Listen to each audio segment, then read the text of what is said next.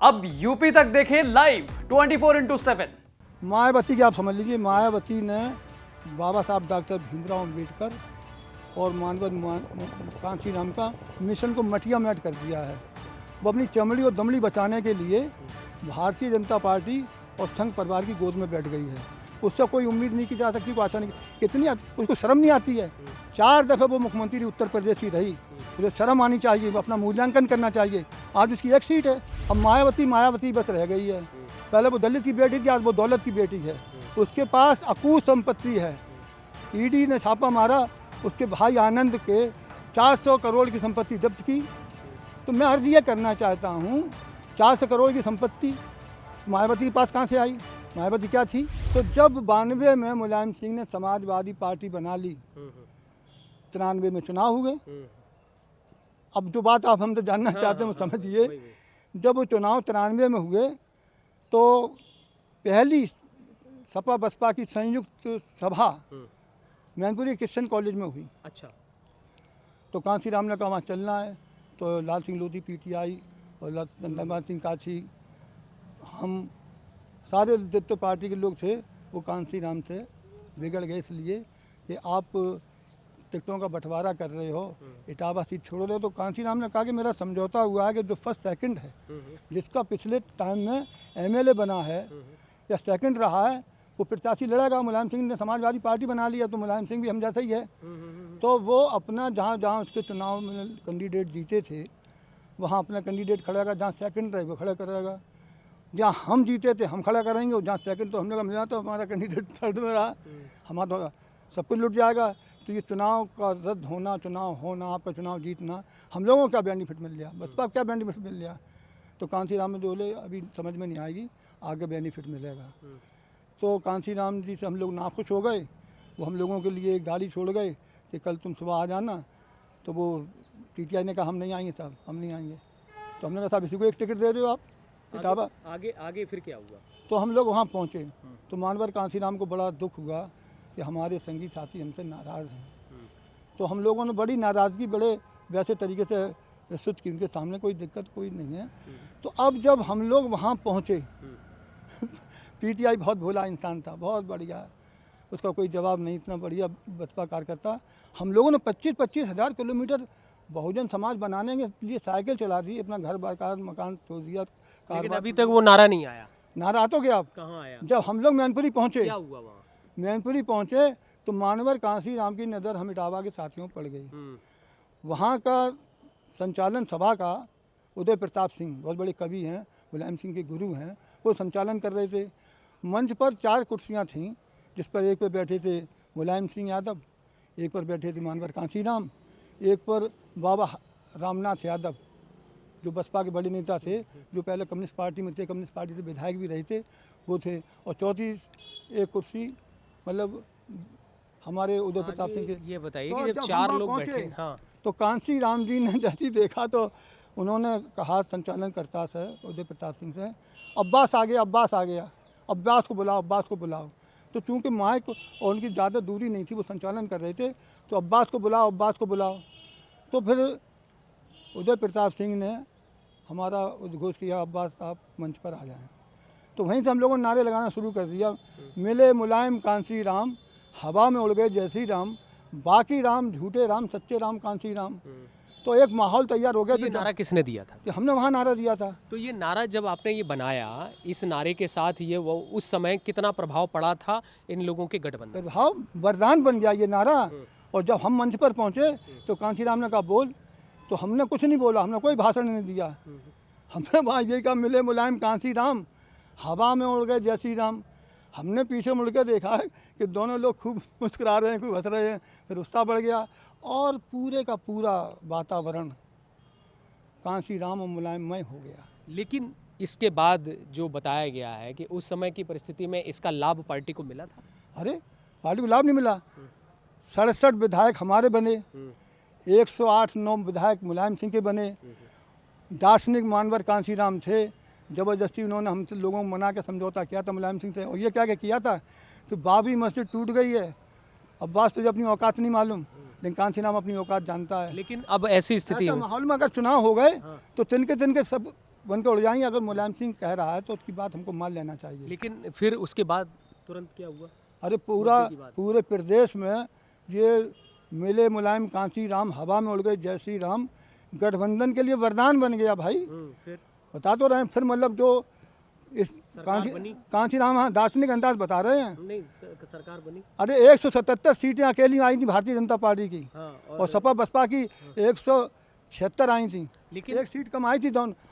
उस समय सरकार बनी, फिर मुख्यमंत्री। हाँ, उस समय तो कांसी राम ने उसी मंच से घोषणा की थी कि अगर हमारा गठबंधन पावर में आया तो मैं कहना चाहता हूँ कि हम मुलायम सिंह को मुख्यमंत्री बनाएंगे।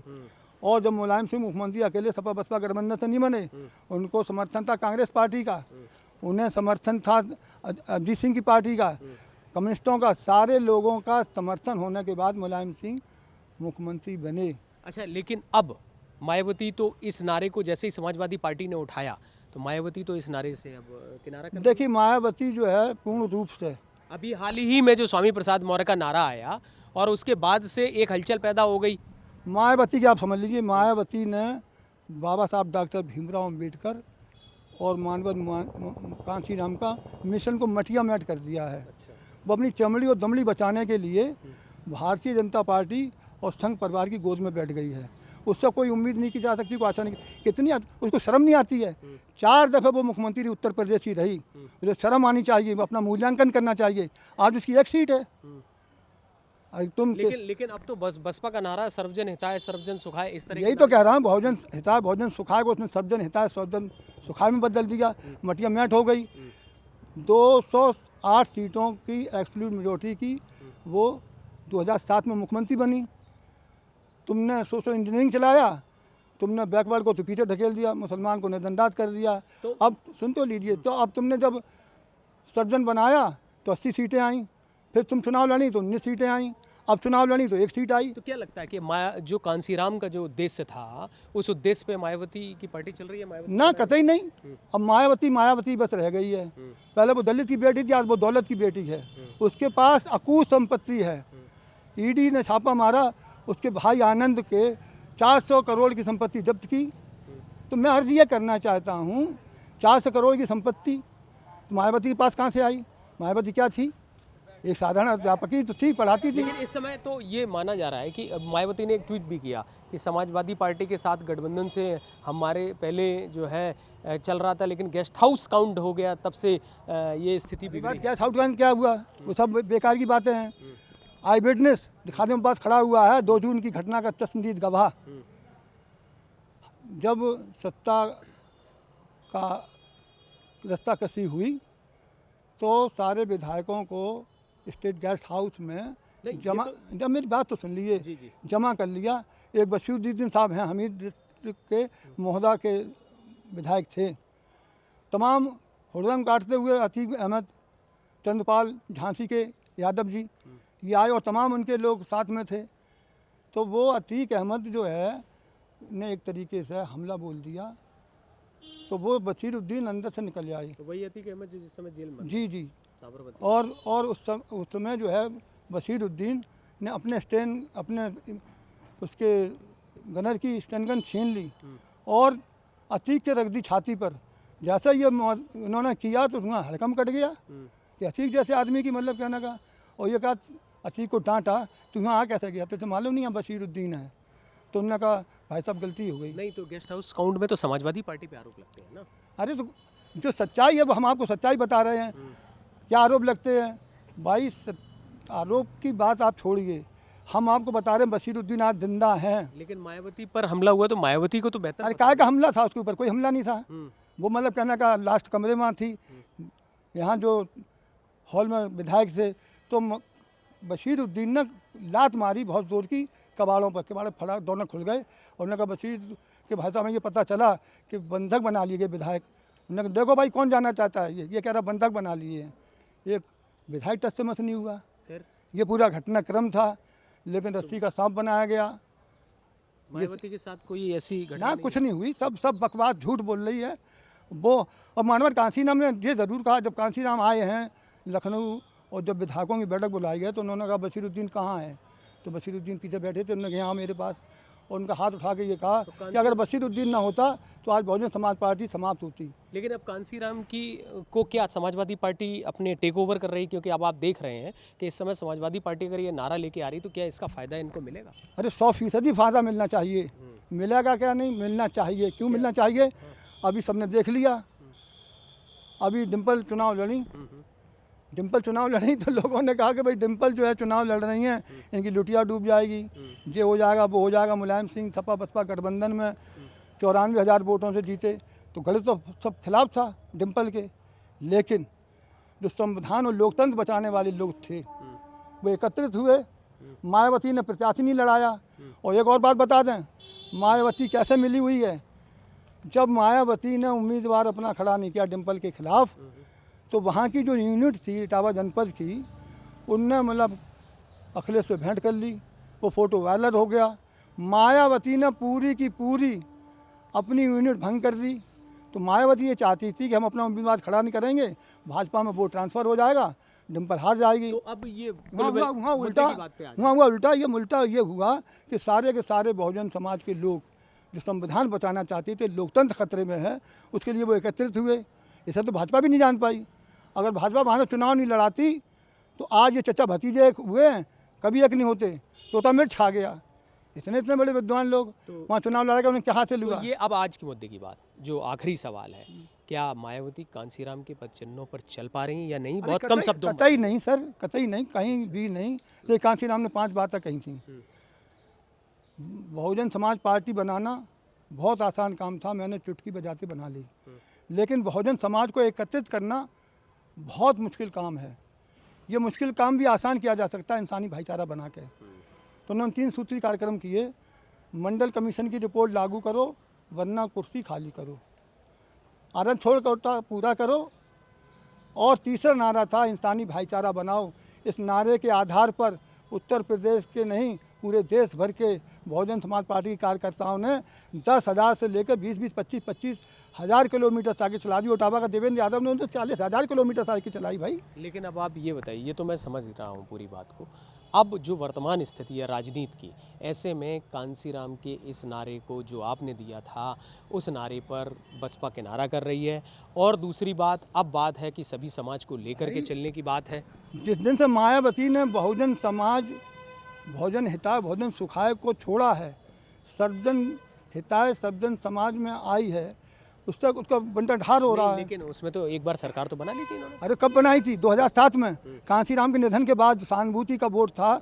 और मुलायम सिंह ने भारतीय जनता पार्टी की सहमत से, समर्थन से 2003 में सरकार बनाई थी। मुसलमान नाराज़ हो गया और केसीनाथ त्रिपाठी स्पीकर थे, तो मुलायम सिंह ने भी समझौता किया था 2003 में भारतीय जनता पार्टी। जाए कि इस नारे से अब बहुजन समाज का जो वोट है, बसपा का जो वोट है, वो क्या सपा को मिल पाएगा?